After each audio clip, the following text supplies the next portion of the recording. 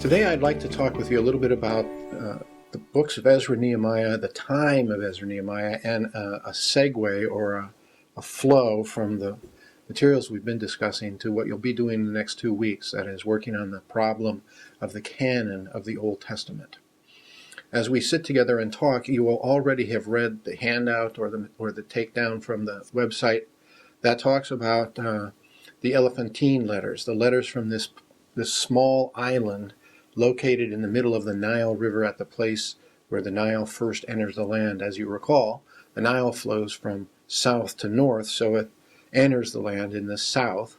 And at the first cataract, or the first place where the water gets really rough, there was an island called Elephantine. And on that island, a Jewish military colony had settled sometime in the 500s or 600s BC. We're not sure precisely when. And partly because we're not sure when, we're not sure whence. That is, where did they come from?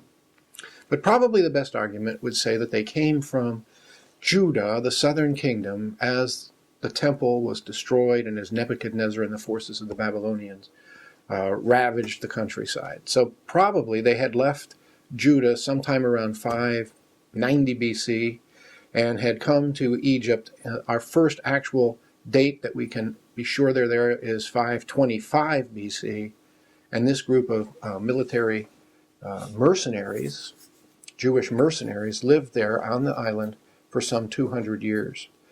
And you've read some of the materials that they produced, some of the letters that they produced. I'd like to talk with you about two of them in particular. The first one, and you might want to take the handout and talk and have it in front of you. The first one comes from the year 419 BC. It's the first letter in your packet.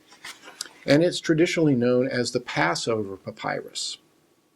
In this letter, a man from Jerusalem writes to the people at Elephantine and tells them details about the celebration of the Passover meal, and in particular what to do about things that have leaven in them and that sort of stuff. If you think about this from the perspective of knowledge of Scripture, I think you'll realize this is a profound witness to just exactly where things were in the process of people coming to be educated in the contents of the Scriptures and the movement of Scripture towards the formation of a collection that would be what we call the Old Testament. In other words, the problem of canon, or the collection of which books are in, which ones are out. This is a witness to this process, because these people living in Egypt around the year 419 BC need to be instructed in the basics of what you have to consider to be the central events of the Old Testament. There's nothing more important in the Old Testament than the story of the Exodus. It's at the very heart and center of the history of the people of Israel, of their self-concept, of their understanding of their God, of concept of redemption, of so much of the theology and history of the Old Testament. And yet, the people on this island seem to have so little understanding of it that they need to be instructed in the basic elements of the ritual celebration of that occasion, which is right in the middle of the book of Exodus, and ought, you would think, to have been known to people at that time, and yet apparently wasn't.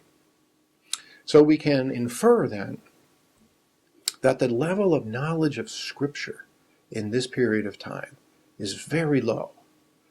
Whether that also means that the distribution of the copies of Scripture was very small, that there wasn't much distribution and only certain small circles of people knew the content of the Scriptures, is less certain, but is equally something to consider. Now, the second letter that we're looking at, it was written in the year 404 BC. And this is the next letter in your packet. It's a long letter. It's sent from the people living in Elephantine to the high priest and to his fellow counselors there in Jerusalem. Now, the reason why they've written the letter, as you may remember, is that their temple has been destroyed. Enemies from the mainland have come to the island at a vulnerable time in its history and they've attacked the temple of the Lord there on the island of Elephantine. So we learn, perhaps to our surprise, that there was on the island of Elephantine, where this military colony had settled, a temple to the Lord. And it was quite fancy. We learn about the fixtures that were looted. We read about the bronze pivots, the gold and the silver basins, the cedar wood that was used in the construction of this temple. And this will have been very, very expensive in a land like Egypt, which had essentially no wood.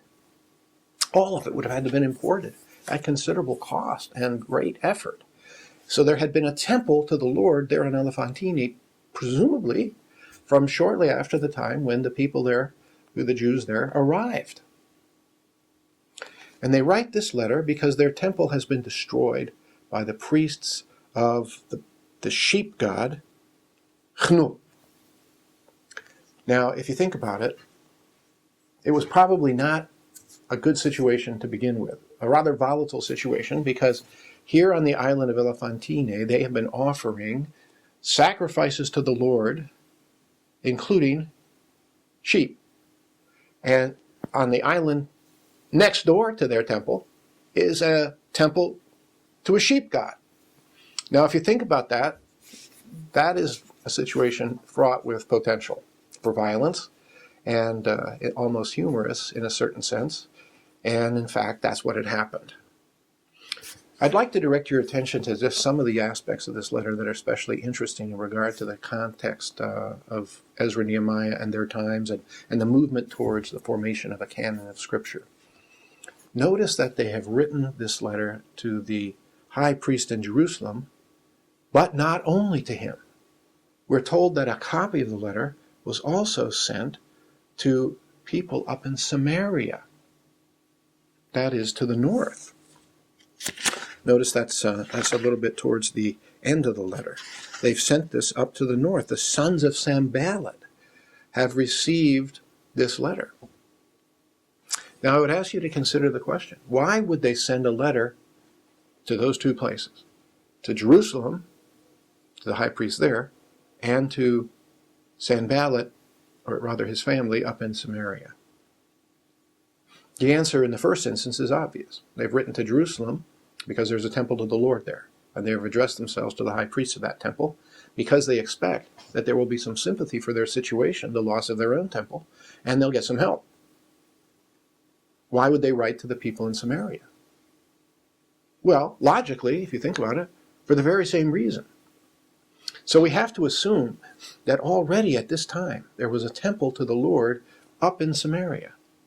That shouldn't be surprising to us, because we know that several hundred years later, in the year 113 BC, the Jewish high priest Hyrcanus I destroyed the existing temple to the Lord there at Samaria. So that temple had stood for some hundreds of years. We read about its demise. Here in this letter, we can infer its origins. It began as early as, say, 500 BC, maybe earlier. We don't know. We know that Sanballat had been resistant to Nehemiah and his mission, had tried to stop the rebuilding of the temple, and had tried to stop Nehemiah's mission to build the walls.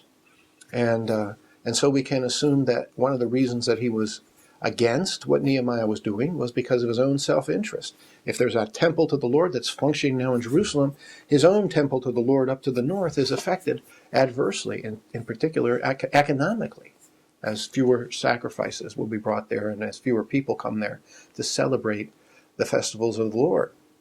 So, interesting.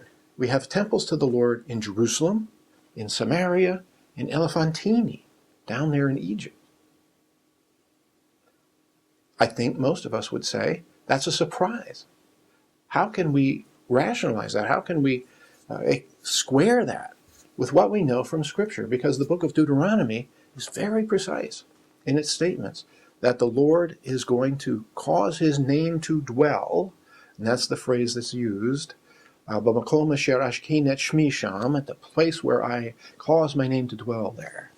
That's one particular place.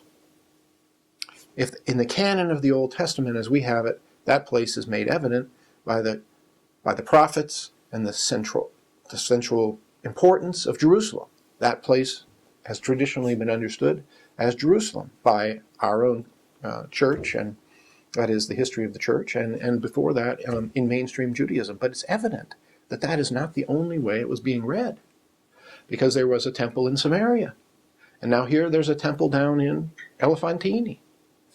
One way to explain this, it would be to suggest, in particular with regard to the people in Egypt, that they may not have known the book of Deuteronomy, just as they had very little understanding of the book of Exodus.